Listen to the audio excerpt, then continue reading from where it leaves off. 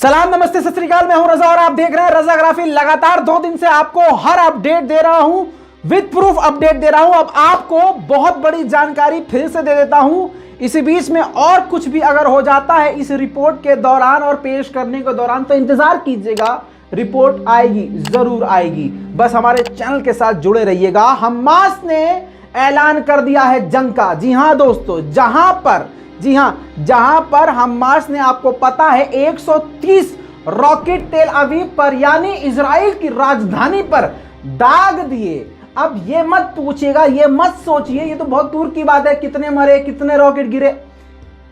दम, हिम्मत इजराइल पर और इजराइल की राजधानी पर चारों तरफ से बमबारी, चारों तरफ से रॉकेट। वो तस्वीरें मैं आपको दिखा चुका हूं, अगर नहीं देखा है तो पिछला रिपोर्ट जाके आप देख सकते हैं। हर वीडियो उसके अंदर मैंने डाल दिया है, पूरा फुटेज मैंने डाल दिया है, जाके जरूर देखिएगा दोस्तों।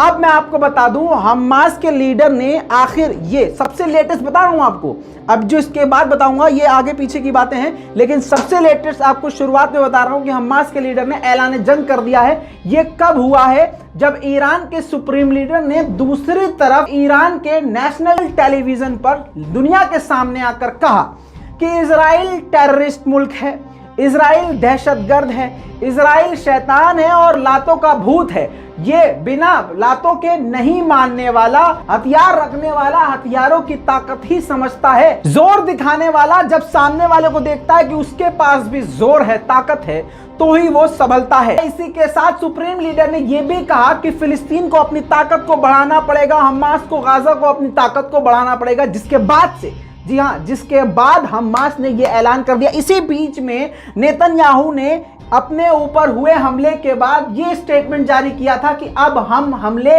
और भी तेज गाजा पे करेंगे और करते रहेंगे। हालांकि हमले वो लगातार कर रहा है, एयर स्ट्राइक लगातार कर रहा है, लेकिन कामयाबी ज्यादा न मिलने के बाद उसने क्या किया, उधर हमला करवाना शुरू कर दिया। हाँ, फिलिस्तीन पर हमला शुरू करवा दिया, शेख जर्रा पर हमला शुरू करवा दिया। इसी के साथ मस्जिद अल अक्सा पर दोबारा से चढ़ाई करवा दी। वहां पर मुसलमान लोग रात को तरावी पढ़ रहे थे, तरावी के बाद उस पर यानी मस्जिद अल अक्सा पर दोबारा चढ़ाई करा दी।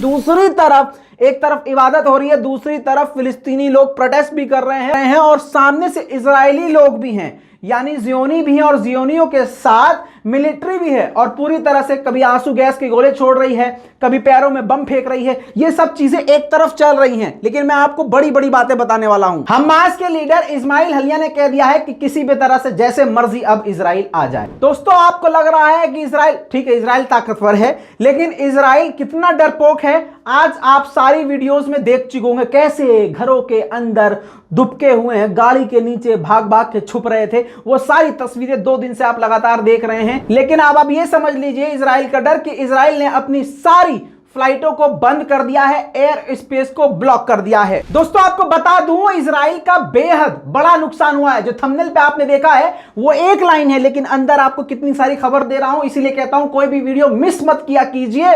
दोस्तों, इजराइल को इतना बड़ा झटका लगा है कि उसकी करेंसी एक ही दिन में, कुछ ही घंटों में 1.5% डाउन हो गई है। अब आप अंदाजा लगा सकते हैं अगर ये इसी तरह से हमास हमले करता रहा कितना बुरा हाल हो सकता है। और ये कब हुआ है? लगातार आज ही के दिन यानी 24 घंटे के अंदर अंदर 2 बड़े हमले हमास ने किए और इसी हमले में यानी दूसरे हमले में एक मिसाइल इजराइल के अस्कलान में गैस पाइपलाइन की फैक्ट्री बताई जा रही है, गैस पाइपलाइन बताई जा रही है, उस पर धमाका हो गया और घंटों तक इसमें आग लगी रही। जी हां दोस्तों, घंटों तक आग लगी रही, जिसके बाद से बताया जा रहा है कि इजराइल के मार्केट में भी काफी ज्यादा नुकसान हो रहा है और उसके शेयर्स काफी डाउन हो रहे हैं। इजराइल ने ख्वाब में भी नहीं सोचा था कि हमास जैसा फिलिस्तीन जैसा कोई ऐसे जिसके पास कुछ भी ना हो वो आके हमला कर देगा, और हमारे पास इतना बड़ा खतरनाक हमारे पास डिफेंस सिस्टम है, वो सारी मिसाइलों को वैसे ही रोक लेता है, तो ये बेचारे कौन सी मिसाइल मार लेंगे।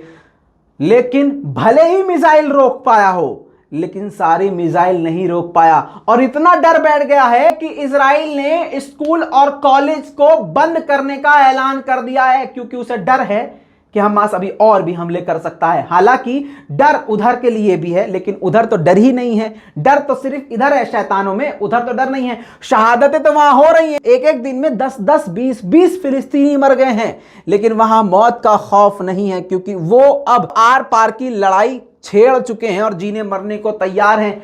मौत का डर तो इधर है, इसीलिए एयरपोर्ट बंद, एयर स्पेस बंद, स्कूल बंद, कॉलेज बंद, मार्केट बंद, औकात। दोस्तों इसी के साथ दोबारा से यूएन के चीफ एंटोनियो गुटेरेस ने साफ साफ कह दिया है, दोबारा से, फिर से बोल रहा हूं, दोबारा से बोला है कि इजराइल शेख जर्रा पे जिस तरह से जुल्म कर रहा है और फिलिस्तीन के लोगों से उनके मकान को छीन रहा है, कि जितनी जल्दी हो सके इजराइल रोक दे। दोस्तों कतर ने इमरजेंसी लीग बिठाई है इजराइल के खिलाफ, और भी जानकारी मिलेगी तो इसके बारे में अलग से रिपोर्ट लेके आऊंगा। दोस्तों आखिरकार पूरे दुनिया के मुसलमानों का जब प्रेशर सऊदी अरब पे पड़ा, तो आज आखिरकार सऊदी अरब के फॉरेन मिनिस्टर ने कहा इजराइल अपने सैनिकों को मस्जिद अल अक्सा से पीछे करे और शेख जर्रा से बाहर निकल जाए।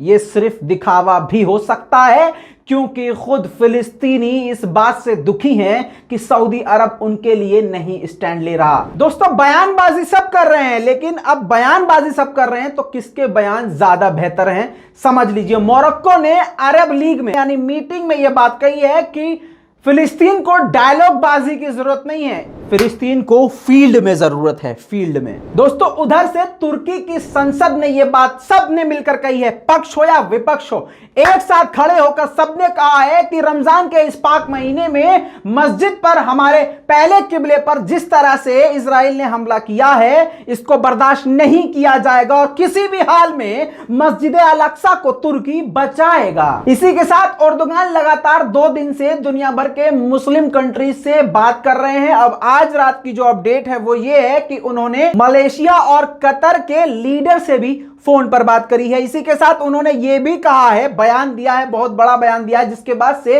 इजराइल भी टेंशन में आ गया है।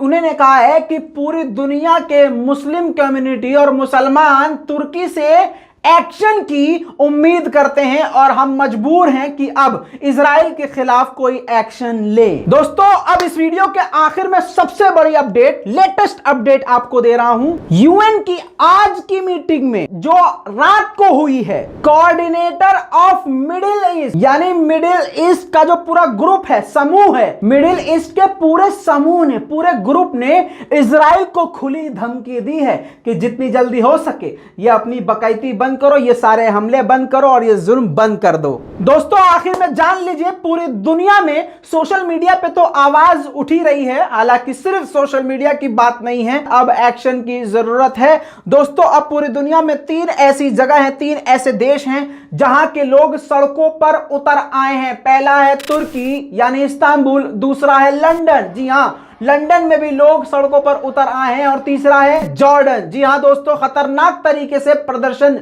जारी है और कुछ को बचाने की इनके प्रदर्शन तेजी से चल रहे हैं। दोस्तों जल्द लौटूंगा और भी बड़ी जानकारियों के साथ। गुजारिश है हाथ जोड़ के आप लोगों से कि इस वीडियो को हर जगह शेयर कीजिएगा, चैनल से जुड़ जाइएगा ताकि आपको इसी तरह से हर अपडेट बिना रुके, with proof, with reference, latest update आपको मिलता रहे आसान जबान में। मैं हूं रजा, आप देख रहे थे रजाग्राफी। जय हिंद।